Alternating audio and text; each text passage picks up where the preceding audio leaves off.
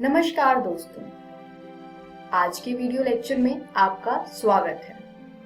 आज हम गणित की किताब का एक नया अध्याय शुरू करेंगे जिसका नाम है निर्देशांक ज्यामिति। इसको इंग्लिश में कोऑर्डिनेट ज्योमेट्री कहते हैं। तो चलिए निर्देशांक ज्यामिति का पार्ट 1 इस वीडियो में हम पढ़ते हैं। पार्ट 1 में हम दूरी सूत्र के बारे में पढ़ेंगे। चलिए पहले जान लेते हैं निर्देशांक ज्यामिति क्या होता है। निर्देशांक ज्यामिति पढ़ने से पहले आप लोगों को कार्तीय तल के बारे में पता होना चाहिए। ये आप कार्तीय तल देख रहे हैं जिसमें इस रेखा को x अक्ष कहते हैं तथा इस रेखा को y अक्ष कहते हैं। जहां पर ये रेखाएं एक दूसरे को काटती है उस बिंदु को मूल बिंदु कहते हैं। और आप देख पा रहे होंगे कि इन रेखाओं ने कार्तीय तल को 4 भागों में बांटा है। इन चारों भागों को चतुर्थांश कहते हैं। इसको पहला चतुर्थांश कहते हैं। और जैसा कि आप लोग जानते हैं कि कार्तीय तल में जितनी भी बिंदु होती है वो x, y की फॉर्म में। तो पहले चतुर्थांश में जो निर्देशांक होंगे वो x, y होगा, जहां x भी धनात्मक है तथा y भी धनात्मक है। दूसरे चतुर्थांश में -x, y होता है, यानी कि x ऋणात्मक होगा तथा y धनात्मक होगा। तीसरे चतुर्थांश में x भी ऋणात्मक होता है तथा y भी ऋणात्मक होगा। और चौथे चतुर्थांश में x धनात्मक होता है तथा y ऋणात्मक होता है। तो ये था एक इंट्रोडक्शन छोटा सा निर्देशांक ज्यामिति के बारे में। चलिए आगे बढ़ते हैं दूरी सूत्र। किसी बिंदु A x1, y1 और B x2, y2 के बिंदुओं के बीच की दूरी AB बराबर वर्गमूल x2 - x1 का whole square plus y2 - y1 का होल स्क्वायर होता है। यानी आप इस चित्र में देखिए, मान लेते हैं कि B है और ये A है और इन दोनों बिंदुओं के बीच की दूरी होगी ये रेखा। तो अगर इन दोनों बिंदुओं के बीच की दूरी ज्ञात करना है तो आप इस सूत्र का प्रयोग करेंगे जो है AB बराबर वर्गमूल x2 - x1 का whole square plus y2 - y1 का होल स्क्वायर। चलिए कुछ क्वेश्चन देखते हैं। बिंदु 4, -2 और 3, 0 के बीच की दूरी ज्ञात कीजिए। हल देखते हैं। माना कि A 4, -2 है और B 3, 0 है। यानी यहाँ पर x1 का मान हो गया 4, x2 का मान हो गया 3, y1 का मान हो जाएगा -2 और y2 का मान हो जाएगा 0। तो अब हम क्या करेंगे, दूरी सूत्र लगाएंगे। दूरी सूत्र यानी AB बराबर वर्गमूल x2 - x1 का whole square plus y2 - y1 का होल स्क्वायर। अब हम यहाँ पर x1, x2 तथा y1, y2 का मान रखेंगे।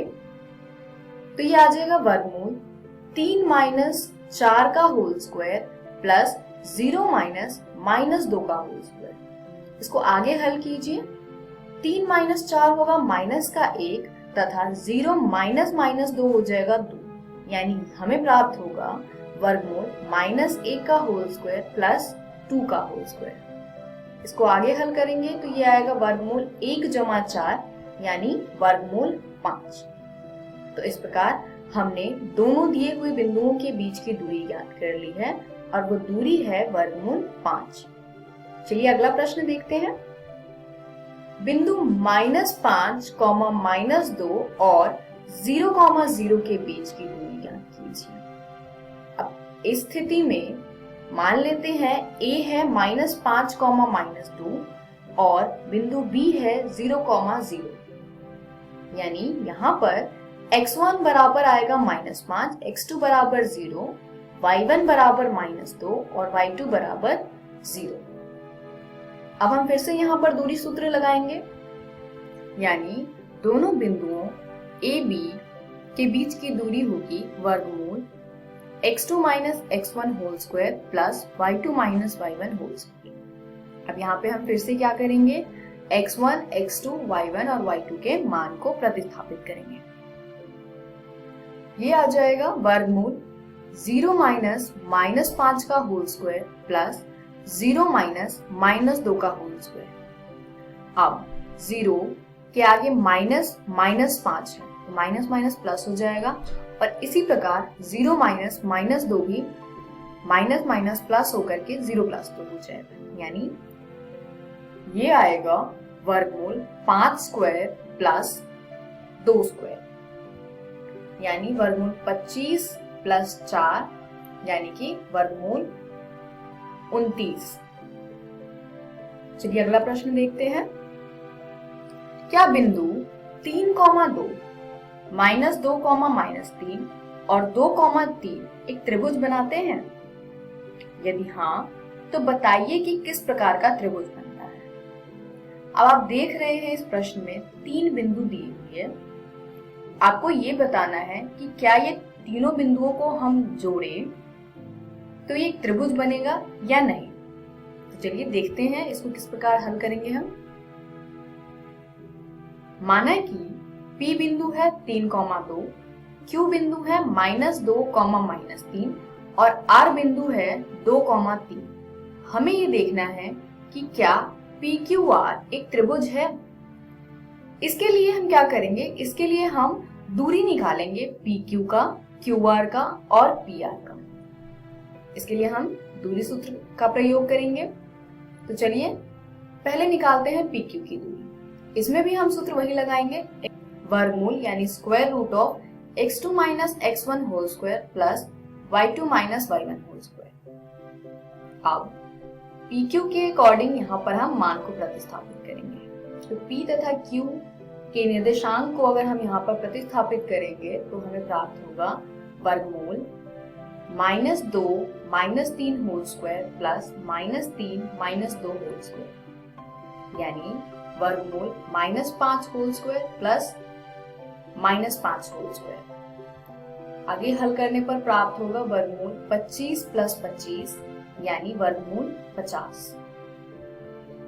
अगर आप वर्गमूल 50 को आगे हल करें तो ये आएगा 5 वर्गमूल 2 यानी 7.07। अब हम निकालेंगे QR का मान। QR के लिए भी हम सेम फॉर्मूला का यूज करेंगे, यानी वर्गमूल x2 minus x1 whole square plus y2 minus y1 whole square. अब यहाँ पर हम Q तथा R के निर्देशांक को प्रतिस्थापित करेंगे। इस प्रकार हमें प्राप्त होगा वर्गमूल 2 minus -2 whole square plus 3 minus -3 whole square. अब अगेन बीच में माइनस माइनस 2 बार आया है तो ये प्लस हो जाएगा, यानी वर्गमूल 4 होल स्क्वायर प्लस 6 का होल स्क्वायर। 4 का होल स्क्वायर होता है 16 और 6 का स्क्वायर होता है 36, यानी ये हो जाएगा वर्गमूल 16 प्लस 36 और इसको जोड़ने पर हमें प्राप्त होगा वर्गमूल 52। इसको आगे हल करेंगे आप तो ये आएगा 7.21। अब हम आखिरी दूरी ज्ञात करते हैं, यानी कि PR की दूरी। इसके लिए भी हम सूत्र का प्रयोग करेंगे, दूरी सूत्र का, यानी वर्गमूल x2 minus x1 whole square plus y2 minus y1 whole square. यहाँ पर हम किसके निर्देशांक रखेंगे, बिंदु P तथा बिंदु R के निर्देशांक। तो उसको अगर हम प्रतिस्थापित करते हैं तो ये आएगा वर्गमूल 2 minus 3 whole square plus 3 minus 2 whole square. अब 2 माइनस 3 होता है -1 तथा 3 माइनस 2 होता है 1। इस प्रकार हमें प्राप्त हुआ वर्गमूल -1 स्क्वायर प्लस 1 का स्क्वायर, जो कि आगे आएगा वर्गमूल 1 प्लस 1, जो बराबर है वर्गमूल 2 के। और अगर आप वर्गमूल 2 को आगे लॉन्ग डिवीजन से हल करें तो आपको प्राप्त होगा 1.41। इस प्रकार हमने PQ का मान, QR का मान तथा PR का मान निकाल लिया। PQ निकला है 7.07, QR है 7.21 तथा PR है 1.41। अब हमें अगर ये चेक करना है कि एक त्रिभुज बनाता है या नहीं, तो इसके लिए क्राइटेरिया क्या होता है? इसके लिए क्राइटेरिया ये है कि किसी भी दो भुजाओं का योग तीसरी भुजा से अधिक होना चाहिए। तो इसके लिए हम सबसे छोटी भुजा का अगर चेक करें तो इस प्रकार हमें पता चल जाएगा बाकी भुजाओं के बारे में भी। अगर सबसे छोटी दो भुजाओं का योग भी तीसरी भुजा से बड़ा है, यानी बाकी भुजाओं का योग तीसरी भुजा से बड़ा ही होगा। तो इस प्रकार हमने सबसे छोटी दो भुजाओं का चेक किया है, जो है PQ तथा PR। तो PQ प्लस PR बराबर आ जाएगा 7.07 प्लस 1.41, जो कि बराबर है 8.48 के। और आप देख सकते हैं कि 8.48 बड़ा है 7.21 से, और 7.21 है QR का मान, यानी भुजाओं PQ और PR का योग QR से अधिक है। इसीलिए हम कह सकते हैं कि PQR एक त्रिभुज बनाता है।